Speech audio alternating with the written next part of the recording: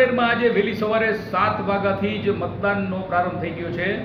મતદારો પોતાના મતાધિકારનો ઉપયોગ કરી રહ્યા છે, ત્યારે વાંકાનેરમાં સવારે 7 થી 11 વાગ્યા સુધીમાં કેટલા ટકા મતદાન થયું છે તેની આપણે વિગતો મેળવીશું। ત્યારે આપણી સાથે છે વાંકાનેરના પ્રાંત અધિકારી સિદ્ધાર્થ ગઢવી સાહેબ। સાહેબ, વાંકાનેરમાં સવારે 7 થી 11 સુધીમાં કેટલું મતદાન થયું છે, શું કહેશો? 67 વાંકાનેર વિધાનસભા મતદાર જે વિભાગ છે એસી છે, આપણે એમાં સવારના 7 થી 11 સુધી આપણે 28.16% મતદાન થઈ ચૂક્યું છે અને મતદાનની સ્પીડ ઘણી સારી છે અને દિવસ જેમ પ્રોગ્રેસ થતો જશે તેમ લોકો વોટ કરવા આવતા રહેશે। વાંકાનેરના ધારાસભ્ય જીતુભાઈ સોમાણીએ પણ આજે પોતાના મતાધિકારનો ઉપયોગ કર્યો હતો, ત્યારે આપણી સાથે છે વાંકાનેરના ધારાસભ્ય જીતુભાઈ સોમાણી, વાંકાનેર ચેમ્બર ઓફ કોમર્સના પ્રમુખ પ્રજ્ઞેશભાઈ પટેલ, મોરબી જિલ્લા ભાજપના અગ્રણી હિરેનભાઈ પારેખ।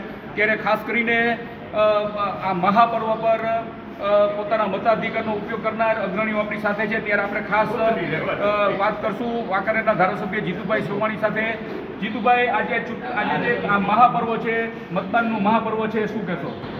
આજે વિધાનસભા સંસ્થાઈ વાંકાનેર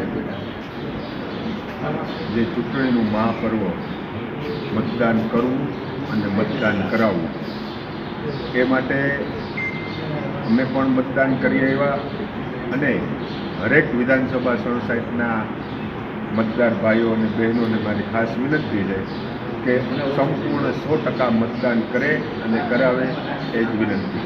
મતદાનના મહાપર્વે આજરોજ વાંકાનેર ખાતે રાજકોટના પૂર્વ લોકલાડીલા મંત્રી ગોવિંદભાઈ પટેલ પણ ખાસ ઉપસ્થિત રહ્યા હતા, ત્યારે મતદાનના મહાપર્વ વિશે ગોવિંદભાઈ પટેલ શું કહે છે આપણે જાણીએ। સાહેબ, આજે મતદાનનું મહાપર્વ છે, શું કહેશો?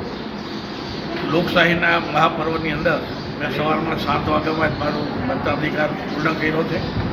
મારી શેરીના લોકોને પણ મતાધિકાર માટે રવાના કર્યા અને મારી એ જવાબદારી પ્રભારી તરીકેની વાંકાનેર ખાતે છે એટલે વાંકાનેર ખાતે આવી ગયો છું। લોકશાહીના આઝાદીના ઇતિહાસમાં 75 વર્ષ પછી જે દેશનો સુવર્ણકાળ આજે ચાલી રહ્યો છે, દેશનો ઇતિહાસ અને સુવર્ણ અક્ષરે લખાઈ રહ્યો છે, એવા સમયે સમગ્ર મતદારોને મારી અપીલ છે કે આપણે બહોળા પ્રમાણમાં મતદાન કરીએ અને નરેન્દ્રભાઈ મોદી જે પ્રકારે શાસન ચલાવે છે એને 5 વર્ષના ગાળા માટે વધારે મતદાન કરી અને જીતાડીએ તો આવતા દિવસો ભારત એ વિશ્વગુરુ બનશે અને વિશ્વગુરુ બનવાની દિશામાં જે ભારત આજે આગળ વધી રહ્યો છે એ દિશામાં ભવિષ્યમાં પણ વિશ્વગુરુ બનવાની જે આપણી ઈચ્છા હતી કે 21મી સદીએ ભારતની હશે અને ભારત વિશ્વગુરુ હશે, આજે એ દિશામાં જ્યારે આપણે આગળ વધી રહી છીએ ત્યારે બહોળા પ્રમાણમાં મતદાન કરીએ, ભારતીય જનતા પાર્ટીના કમળના નિશાન ઉપર મતદાન કરીએ।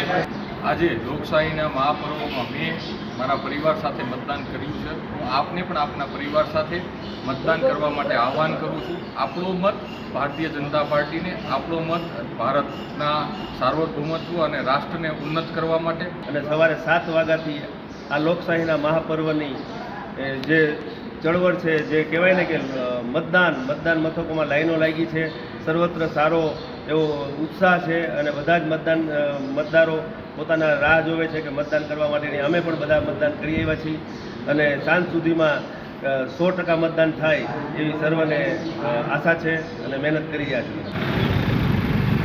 રાજ્યભરમાં આજે લોકસભા સામાન્ય ચૂંટણીનો પ્રારંભ થયો છે, ત્યારે મોરબી જિલ્લાના સૌથી મોટા વાંકાનેર તાલુકા ખાતે વાંકાનેરમાં પણ આજે વહેલી સવારે 7 કલાકથી મતદાનનો પ્રારંભ થયો છે, જ્યારે વાંકાનેર વિસ્તારમાં આજે કુલ 2,85,599 મતદારો પોતાના મતાધિકારનો ઉપયોગ કરશે। ત્યારે કુલ આ ચૂંટણીમાં 303 મતદાન મથકો ઉપર મતદારો પોતાના મતાધિકારનો ઉપયોગ કરશે।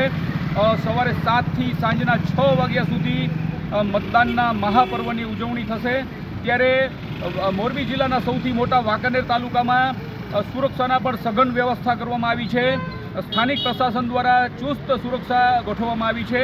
ત્યારે કુલ BSF, પેરામિલિટરી ફોર્સ સહિત ટોટલ 1200 જેટલા જવાનો આધુનિક હથિયારોથી સજ્જ બનીને સઘન સુરક્ષા વ્યવસ્થા સંભાળી રહ્યા છે।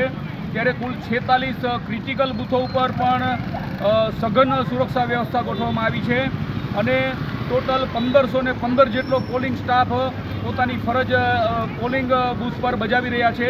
ત્યારે ખાસ કરીને મોરબી જિલ્લાના વાંકાનેર તાલુકામાં વહેલી સવારે 7 કલાકથી જ ધીમી ગતિએ મતદાન શરૂ થયું હતું અને મતદારો પોતાના મતાધિકારનો ઉપયોગ કરી રહ્યા છે. ત્યારે સ્થાનિક પ્રશાસન દ્વારા કોઈ પણ જાતનો અનિચ્છનીય બનાવ ન બને તે માટે સઘન સુરક્ષા અને ચાંપતો બંદોબસ્ત ગોઠવવામાં આવ્યો છે. કેતન ભટ્ટી, વાંકાનેર.